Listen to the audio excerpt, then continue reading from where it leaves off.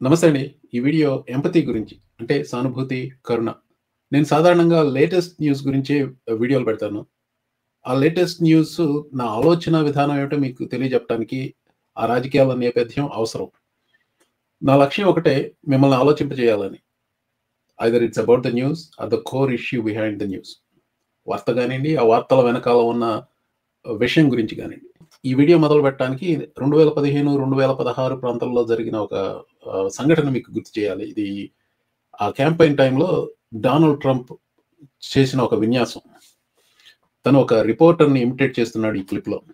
I said, I don't remember. He's going like, I don't remember. I had the old baby. Trump ఆ రిపోర్టర్‌ను ఎందుకు imitate చేస్తున్నాడు? Trump గురించి ఆ reporter ఒక critical article రాశాడు. అతనే ట్రంప్‌ని క్రిటిసైజ్ చేస్తూ ఒక ఆర్టికల్ రాశాడు. డేట్ ఎప్పుడో గుర్తులేదు గానీ ఎర్లీ 2000స్‌లోనే ఎప్పుడో జరిగిందది. ఇది ఆ రిపోర్టర్ ఫోటో అండి. ఈయనకి ఒక ఫిజికల్ కండిషన్ ఉంది. కుడి చెయ్యి చచ్చుబడిపోయింది. నిజానికి ఆ ఇమిటేషన్ ఆనాడు చూసిన వాళ్ళకి ఎవరైనా గానీ, ఆ రిపోర్టర్ ఎవరో అతని పరిస్థితి ఏంటో తెలిస్తే ట్రంప్ స్వభావం ఏంటో తెలియాలి. అతని మీద ఏవగింపు వచ్చి ఉండాలి. ఎంపతి ఉన్న ఎవరైనా గానీ అది జుగుప్సాకరమైన ప్రవర్తన అని తెలుసుకొని ట్రంప్‌ని తిరస్కరించి ఉండాలి. ఆ రోజుతోనే ట్రంప్ ప్రచారం ఆగిపోయి ఉండాలి. కానీ అలా జరగలేదు. అతని సపోర్టర్లు దాన్ని చూసి నవ్వుకున్నారు. కామెడీ బిట్ అనుకున్నారు. సరే, ఫాస్ట్ ఫార్వర్డ్ టు టుడే. గత 10 రోజుల్లో జరిగినవి ఆ సానుభూతి లేని, దయాదాక్షిణ్యాలు లేని ట్రంప్ మనస్తత్వాన్ని ఏ రకంగా చూపెడుతున్నాయో చూడండి. ఇది గత కొద్ది రోజుల్లో నేను చూసిన కొత్త స్టోరీ అండి. గోడకు ఆనుకుని కూర్చొని ఏడుస్తున్న ఆ వ్యక్తి ఒక అమెరికన్ సిటిజన్. 5 ఏళ్ల క్రితం ఒక ఇమిగ్రెంట్‌తో పెళ్లయింది. ఆమెకేదో పేపర్ వర్క్ ప్రాబ్లమ్స్ ఉన్నట్టున్నాయి. వాళ్ళిద్దరూ లీగల్ ప్రాసెస్ ఫాలో అవుతున్నారు. షికాగోలో ఒక ఐస్ ఫెసిలిటీకి వెళ్లారు పేపర్ వర్క్ తీసుకొని. అక్కడ ఆవిడని మాయం చేశారు. తనకేమైందో తెలియక భయపడుతూ ఆవిడ ఫోన్‌ని ట్రాక్ చేశాడు. ఒక ఐస్ డిటెన్షన్ ఫెసిలిటీకి వెళ్ళాడు. ఆ ఐస్ డిటెన్షన్ ఫెసిలిటీకి వెళ్లి అక్కడ వాళ్ళని అడిగితే ఆన్‌లైన్‌లో చూసుకో అని చెప్పారు. ఏం చేయాలో తెలియక సమాధానం దొరక్క ఈ అమెరికన్ సిటిజన్ అక్కడే కూర్చొని ఏడుస్తున్నాడు. తన భార్యకి ఇమిగ్రేషన్ సమస్యలు ఉన్నాయి సరే. వాటిని పరిష్కరించుకోవాలనే కదా ఎళ్లారు. ఇలా ఐస్ డిపార్ట్‌మెంట్ ప్రవర్తనను ప్రోత్సహించింది డొనాల్డ్ ట్రంపే కదా! ఈ స్టోరీకి మీరు సానుభూతి చూపించకుండా ఎలా ఉండగలరండి? గురువారం నాడు ప్రెసిడెంట్ ట్రంప్ ఓవల్ ఆఫీస్‌లో ఒక మీటింగ్ పెట్టాడు. నోవో నోర్డిస్క్ కంపెనీ వాళ్ళ ఎగ్జిక్యూటివ్స్ వచ్చారు. ఈ సమావేశంలో అంటే పాత్రికేయుల సమావేశంలో ఊబకాయం అంటే ఒబెసిటీని తగ్గించే డ్రగ్స్ ధరలు తగ్గించడం. దాని ముఖ్య లక్ష్యం అదే ఆ మీటింగ్‌ది. ప్రెస్ మీట్‌ది.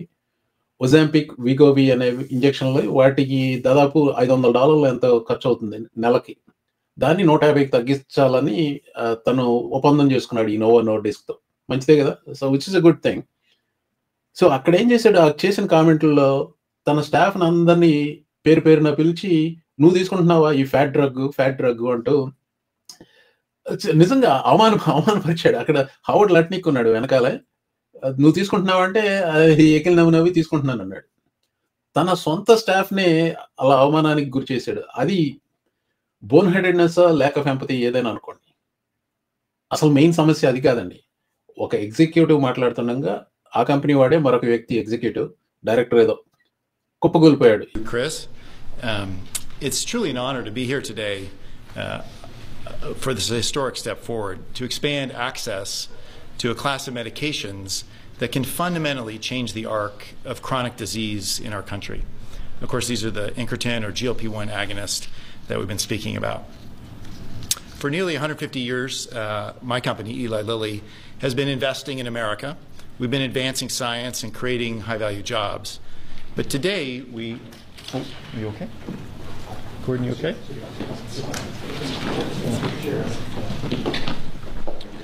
Yeah.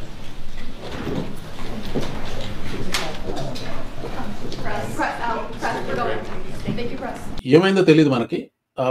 మహమ్మద్ తాజ్ ఉన్నాడు కదా, ట్రంప్ అడ్మినిస్ట్రేషన్‌లో పనిచేసే అతను. He is a doctor. వెంటనే తను వెళ్ళాడు. ఇక్కడ ఇంకొక సైడ్ నోట్ ఏంటంటే ఆర్ఎఫ్‌కే జూనియర్ అక్కడి నుంచి పారిపోయాడు. ఏమవుతుంది అనుకున్నాడో ఏమో నాకు తెలీదు. అక్కడి నుంచి పారిపోయాడు. దాని గురించి నేను మాట్లాడట్లేదు ఇక్కడ. చూడండి, అమెరికన్ ప్రెసిడెంట్ ఆ వ్యక్తి కుప్పకూలటం చూశాడు. అతని వైపు ఒక అడుగు కూడా వేయలేదు. అటు చూసి వెంటనే ఇటు పక్కకు తిరిగి ఇట్ట నిలబడి అలా ఏదో శూన్యంలో చూస్తూ ఇక్కడ ఎందుకు వచ్చానురా భగవంతుడా అన్నట్టుగా ఒక ఎంప్టీ లుక్ ఇచ్చాడు ఆ ఫేస్‌లో. డస్సిపోయిన మొహంతో శూన్యంలోకి చూస్తున్నాడు. వెనకాల మెడికల్ ఈవెంట్ అయిన ఎగ్జిక్యూటివ్ అతని కాళ్ళు అలా గాలిలో ఉన్నాయి చూసారా? ఇప్పుడు ఈ photo Pulitzer praise worthy photo అండి నిజంగా.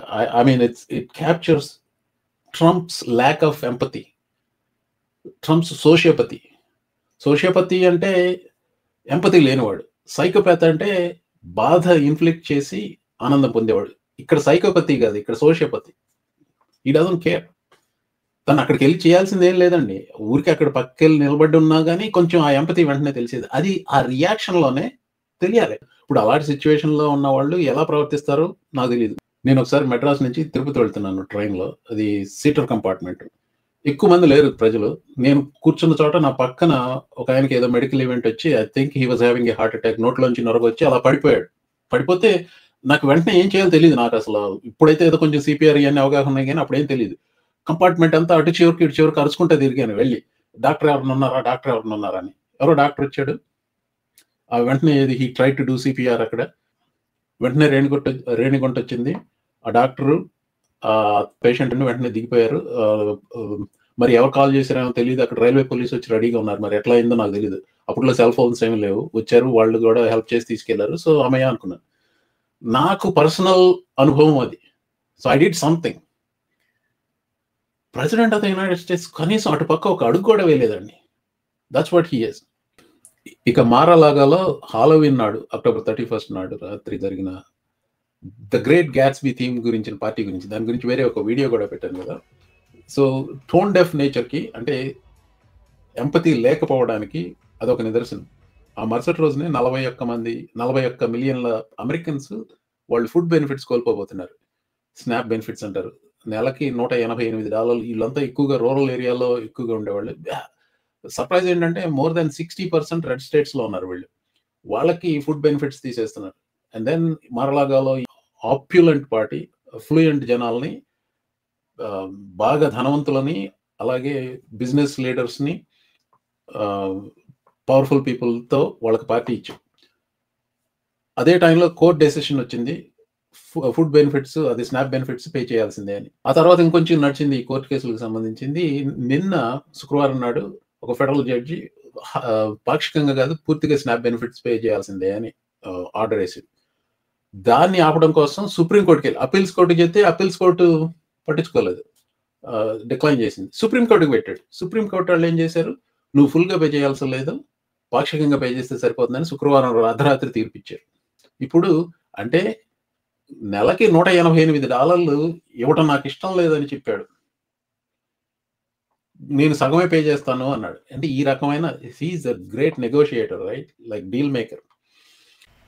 ఇది ల్యాండోవర్, మేరీలాండ్, మేము ఉండే ప్రాంతానికి చాలా దగ్గర ఒక ఫుడ్ బ్యాంక్ ముందు ఉన్న లైన్ అండి. ఇందులో చాలా మంది ఫెడరల్ ఎంప్లాయీస్ ఉన్నారు. వాళ్ళు ఫుడ్ బ్యాంక్ ముందు లైన్లో ఎందుకు నిలబడాల్సి వచ్చింది? Federal shut down ఎందుకైంది? ట్రంప్ వల్ల, రిపబ్లికన్స్ వల్ల. ఇక వైట్ హౌస్ అలంకరణ దగ్గరికి వద్దాం. ఈ వైట్ హౌస్ అలంకరణ చూడండి, ఓవల్ ఆఫీస్ చూడండి, దాన్ని ఒక లగ్జరీ హోటల్గా అలంకరించాడు, ద ఓవల్ ఆఫీస్ అని చెప్పి.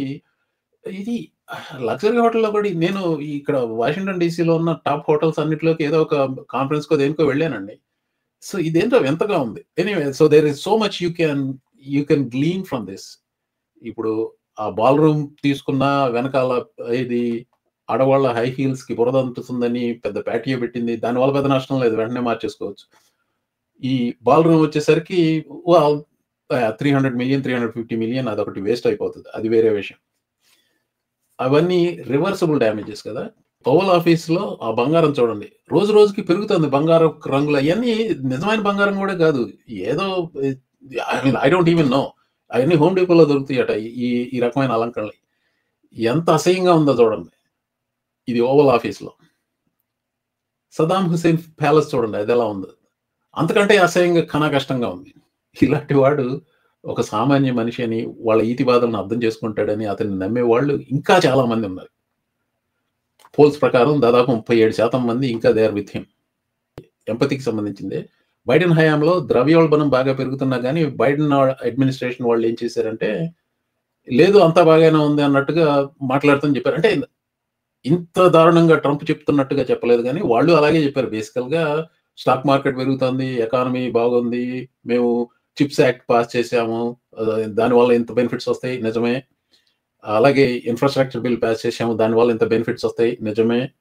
కానీ పెరుగుతున్న ధరల వాళ్ళని విస్మరించారంటానికి లేదు, కానీ they stopped acknowledging it. Biden that came back to bite the Democrats. అది ప్రెసిడెంట్ బైడెన్ తప్ప నేను అనుకోను. ఎందుకంటే ప్రెసిడెంట్ బైడెన్ పాలసీల వల్ల అది పెరగలేదు. అది కోవిడ్కి సంబంధించిన రిలీఫ్ ఇచ్చినప్పుడు ఎంత ధనం పంప్ చేశారో దాని పర్యవసానం ఇన్ఫ్లేషన్. అది it took it's natural course. కానీ ఇప్పటి ఇన్ఫ్లేషన్లో ప్రధాన కారణం టారిఫ్స్. ఇది కేవలం ప్రెసిడెంట్ సృష్టించిన ప్రాబ్లం. అది ఇప్పటి ఇన్ఫ్లేషన్. ఇప్పుడు ధరలు పెరిగిపోతున్నాయి మొర్రో అని ప్రజలు అంటుంటే, మీరు అబద్ధాలు చెప్తున్నారు, డెమోక్రాట్లు అబద్ధాలు చెప్తున్నారు, ప్రెస్ సరిగ్గా రిపోర్ట్ చేయట్లేదు, ధరలు పడిపోయినాయి. వాల్మార్ట్లో థ్యాంక్స్ గివింగ్ డిన్నర్ చూడండి, ఇది పోయిన సంవత్సరం కంటే ఇప్పుడు పడింది అన్నారు. పోయిన సంవత్సరం వాల్మార్ట్ థ్యాంక్స్ గివింగ్ డిన్నర్లో 21 ఐటమ్స్ ఉంటే ఈ సంవత్సరం 15 ఉన్నాయి. బ్రాండ్లు మార్చేశారు, క్వాంటిటీ తగ్గించారు. It doesn't matter to him. పడిపోయినాయి అక్కడ. వాల్మార్ట్ థ్యాంక్స్ గివింగ్ డిన్నర్ పడిపోయింది కాబట్టి మిగతాదంతా చెప్పేదంతా అబద్ధం, ప్రైసులు పెరగట్లేదు, పడుతున్నాయి అంటాడు. Talk about the cost of Thanksgiving and the cost of living through Thanksgiving and enjoying Thanksgiving. For Joe Biden, it was 25% more than it is for me. I don't want to hear about the affordability.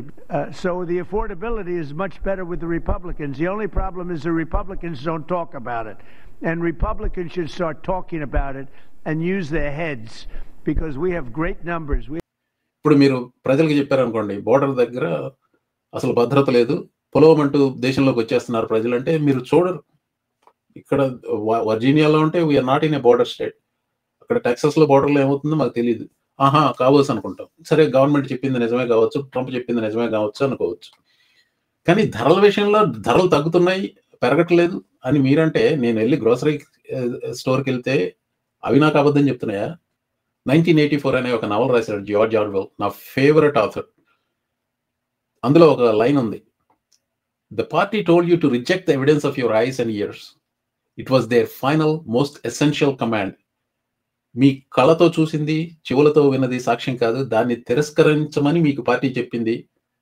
అది వాళ్ళ తుది అత్యంత ముఖ్యమైన ఆజ్ఞ. That is the order of the party. అదే ఈనాటి Republican party మంత్రం. అదే ట్రంప్ తూచా తప్పకుండా పాటిస్తూ ఉంటాడు. చివరిగా ఒక ఫిలసాఫికల్ పాయింట్ అండి. ఎవరన్నా బాధపడుతుంటే లేక ఆరోగ్య సమస్యలతో ఉంటే చూసి నేను సంతోషపడను. It applies to even the president. A party వాళ్ళైనా కానీ. ట్రంప్ 80 ఏళ్ల వయసు వాడు. 80 ఏళ్ల వయసులో ఉన్నప్పుడు ఎక్కడైనా కానీ అలా కునిపాటలు పడటం సహజం. నేనే ఏదన్నా మీటింగ్లో అప్పుడప్పుడు నిద్ర బలవంతంగా ఆపుకోవడం అలా జరుగుతుంది. మేము ఎప్పుడైనా నిద్రపోయానో నాకు తెలియదు ఏదైనా మీటింగ్లో, బట్ ఇట్ హ్యాపెన్స్. కానీ ప్రెసిడెంట్ బైడెన్ ఏజ్ అలాగే అతను బలహీనంగా కనపడతాన్ని హీ మేడ్ అన్ ఇష్యూ. అది బైడెన్కి ఒక స్లోగన్ కూడా ఇచ్చాడు, స్లీపీ బైడెన్ అని. బైడెన్ హెల్త్ని క్యాంపెయిన్ ఇష్యూగా మార్చినప్పుడు it is fair game. Trump's health is a fair game. ఇవి ఈ వారం తీసిన ఫోటోలు. తన సొంత ప్రెస్ మీట్లో ఆహూతుల ముందు పక్కన వాళ్ళు మాట్లాడుతున్నప్పుడు లైవ్ ప్రసారం చేస్తుండగా అలా నిద్రపోతున్నాడు. స్లీపీ జోన్ అన్నాడు. ఇతనెవరు మరి? Sleepy Dana? బైడెన్ చాలాసార్లు బలహీనంగా కనపడ్డాడు. అలాగే తనకు కోవిడ్ వచ్చిన తర్వాత గొంతు కూడా ఏదో తేడా వచ్చేసింది. సరిగ్గా మాట్లాడటం అతనికి అసలే నత్తి. మాట్లాడటంలో ఇంకా బలహీనంగా కనపడ్డాడు. కానీ నేను ఒకటి చెప్తాను, నా అబ్జర్వేషన్, అబ్జెక్టివ్ అబ్జర్వేషన్ చెప్తాను. On his worst day he was more active and agile then Trump. ట్రంప్కి ఒకటే ఉంది, స్ట్రెంగ్త్గా అనిపించేది. బర్రె గొంతుకు వేసుకుని అరుస్తాడు, చాలా ఎనర్జెటిక్గా కనపడతాడు. There is credible reports he's on యాడరాల్. ఆ రకంగా మాట్లాడినప్పుడు he's on some prescription medication, యాడరాల్. అలా ఎనర్జీ వస్తుంది. కొన్ని సందర్భాల్లో క్లియర్గా కనపడుతుంది అతనికి అంత ఎనర్జీ అంతా డ్రైన్ అయిపోయినట్టు, ఎంత నీరసంగా మాట్లాడతాడో ట్రంప్ తెలుస్తుంది. అప్పుడు యాడరాల్ ఎఫెక్ట్ లేదు.